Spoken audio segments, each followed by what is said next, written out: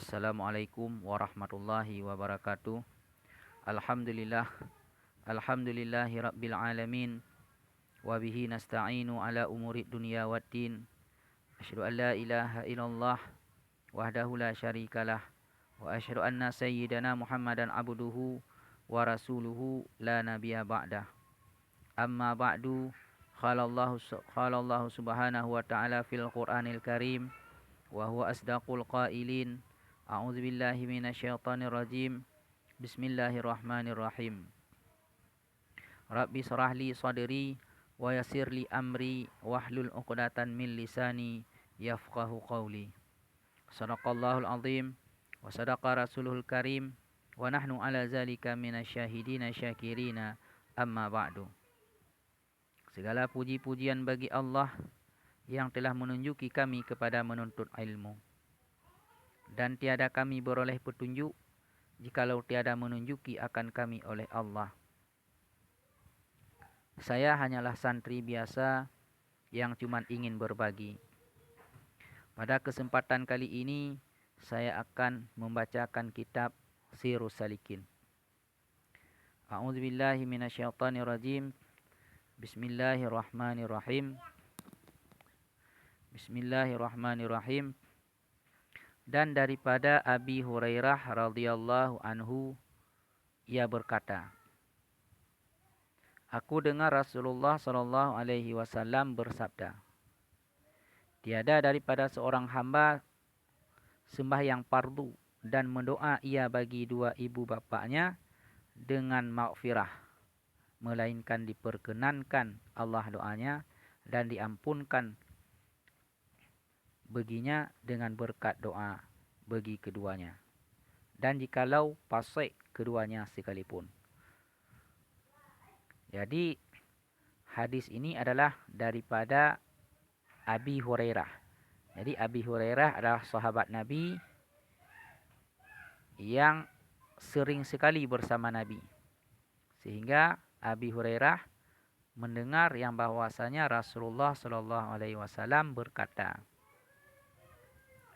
Rasulullah sallallahu alaihi wasallam bersabda, tiada daripada seorang hamba sembahyang fardu dan berdoa ia bagi dua ibu bapaknya dengan maghfirah. Seorang hamba yang dia salat fardu yang 5 waktu. Setelah dia salat fardu, kemudian mendoa ia bagi dua ibu bapaknya dengan maghfirah, dengan pengampunan. Allahumma ighfirli zunubi wali walidayya. Ya Allah, ampunilah aku zunubi, dosa-dosaku, wali walidayya, dan dosa kedua orang tuaku.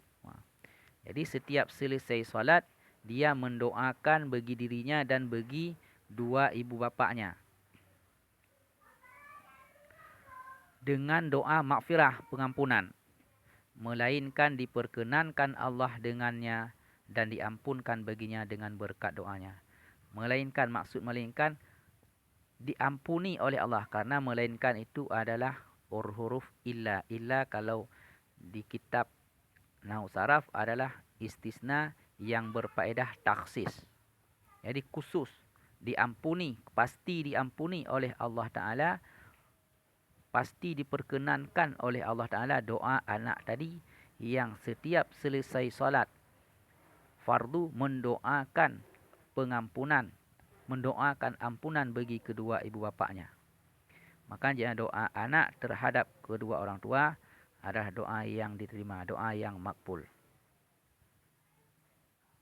Melainkan diperkenankan Allah doanya.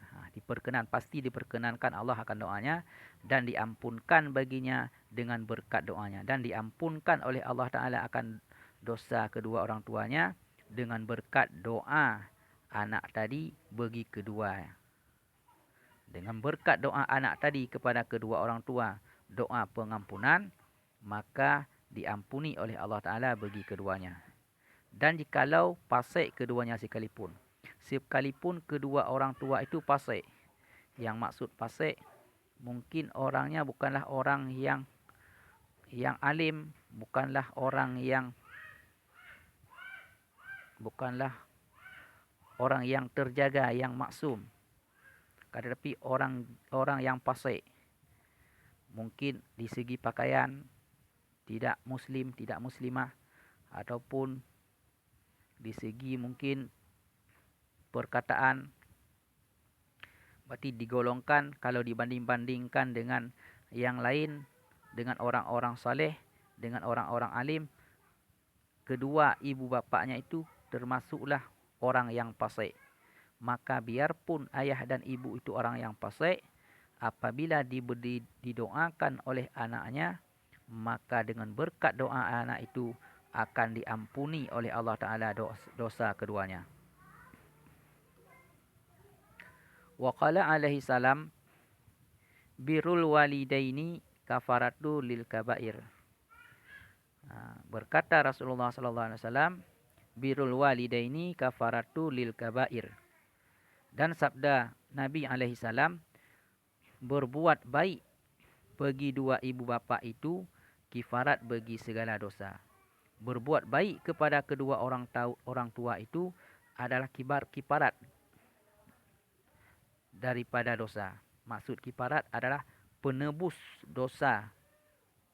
Penebus dosa-dosa besar. Jadi apabila seorang anak itu berbakti, berbuat baik dia kepada kedua orang tua, maka dengan sebab dia berbakti kepada kedua orang tua itulah menjadi kifarat untuk menebus dosa-dosa anak itu. Kita ulangi sekali lagi. Dan sabda Nabi alaihi salam, berbuat baik bagi dua ibu bapa itu kifarat bagi segala dosa besar. Itu adalah untuk anak. Anak apabila mau mengkifaratkan, menebus dosa-dosa besar, maka berbaktilah kepada kedua ibu bapa. Dan daripada Abi Hurairah radhiyallahu anhu, berbuat bakti bagi dua ibu bapa itu menambahkan pada umur. Dan daripada Abi Hurairah radhiyallahu anhu, berbuat bakti bagi dua ibu bapa itu menambahkan pada umur. Jadi dari Abu Hurairah juga yang bahwasanya dia berkata Rasulullah sallallahu alaihi wasallam bersabda, barang siapa berbuat bakti bagi dua ibu bapa itu, maka akan menambahi pada umur. Dengan sebab kita berbuat baik, berbuat bakti kepada kedua orang tua, maka akan menambah umur. Dan diberkati pada umurnya. Maksud ditambah umur dan diberkati adalah umur yang diberikan oleh Allah Ta'ala kita pergunakan untuk jalan kebaikan. Kita pergunakan umur itu untuk berbakti kepada ibu bapa, dan kita pergunakan umur itu untuk berbuat baik, dan kita pergunakan umur itu untuk berbuat ibadat. Itulah ilmu, itulah umur yang berkat. Banyak orang panjang umur tapi umurnya tidak berkat. Maksud tidak berkat, umur ada 30, 40, 50, tapi umurnya habis bukan untuk ibadat, bukan untuk berbuat baik. Maka bila umur yang dipergunakan bukan untuk berbuat ibadat dan berbuat kebajikan, maka itulah umur yang tiada berkat. Umur yang berkat biarpun sedikit tapi banyak berbuat kebajikan. Atau dengan nisbah bagi barang yang pada suratan malaikat, ataupun dinisbahkan umurnya itu kepada suratan malaikat. Banyak ditulis, banyak dicatat kebaikan oleh malaikat. Mungkin cuma ini saja dululah yang dapat saya sampaikan. Jika dikehendaki Allah, lain kesempatan saya sambung kembali. Jika yang saya bacakan sesuai dengan tuntunan yang telah disyariatkan, yakinlah itu semua dari didikan dan bimbingan guru-guru saya. Allahumma ghfirli masyaikhihim. Dan jika yang saya bacakan tidak sesuai dengan tulisan kitab yang dimaksud, itu semua karena kebodohan saya. Mungkin sewaktu dalam belajar saya ketiduran ataupun tidak konsentrasi, sehingga apa yang diajarkan guru tidak dapat tercerna sepenuhnya oleh ingatan saya. Sehingga saya salah dalam membacakan tulisan, salah dalam membacakan kitab, salah dalam penyampaian, dan salah juga dalam menjelaskan maksud-maksud dan keterangan-keterangannya. Maklumlah saya masih dalam belajar, masih dalam menuntut ilmu. Atas kesalahan dan kesilapan saya mohon dimaafkan. Saya akhiri. Subhanakallahumma wa bihamdika asyhadu an la ilaha illa anta astaghfiruka wa atubu ilaik.